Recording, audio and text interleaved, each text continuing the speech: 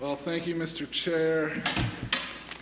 Chair Cabral, good morning. Thank you for taking me out of turn. I'm here this morning to speak in support of Senate Bill 1979, an act establishing a jail and prison construction moratorium. Honored to echo the comments of my colleague, Representative Eiderhoven, Senator Eldridge, and others. Proud of the work that Families for Justice as Healing has done, as well as you, Rep. Tyler, and your work on this bill, which is now before the Judiciary Committee. We know that prisons don't disappear social problems, they disappear human beings. And of course, Angela Davis said that, and it's so true. And so that's why, I'm determined to see us as a Commonwealth not continue with failed policies of criminal justice, but instead to continue moving in the direction that we've started moving in with our criminal justice reform law, with our police reform law, and to build upon some of the hope that we had when Governor Healy invited us to witness her exercise her powers to commute sentences and to do so early in her term.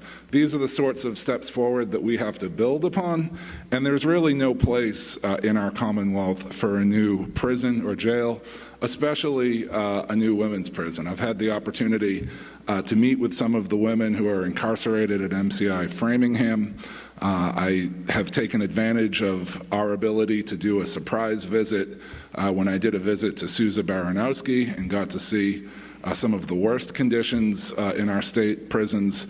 And I think if we think through who is incarcerated at Framingham and we actually go woman by woman, person by person, there are better alternatives and there are things we can implement, such as medical parole, home confinement, or ideally clemency.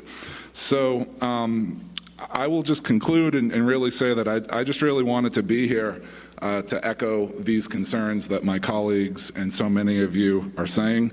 After decades of a failed war on drugs, in the wake of tough on crime policies that we're finally starting to move away from, and in this moment where we have to remember wealth and income inequality is at an unprecedented level. And the unfortunate reality is, for Black people in this country, wealth and income inequality has tripled over the past several decades. So there are underlying structural issues that have been driving incarceration that have actually been getting worse. And so my hope would be is that us as a Commonwealth wouldn't be investing resources in new facilities to incarcerate people, but rather we would invest more resources in things like housing, healthcare, and supportive services that can address these problems at the root cause. So I'll leave it at that, and I appreciate you, Mr. Chair, taking me out of turn and considering this testimony.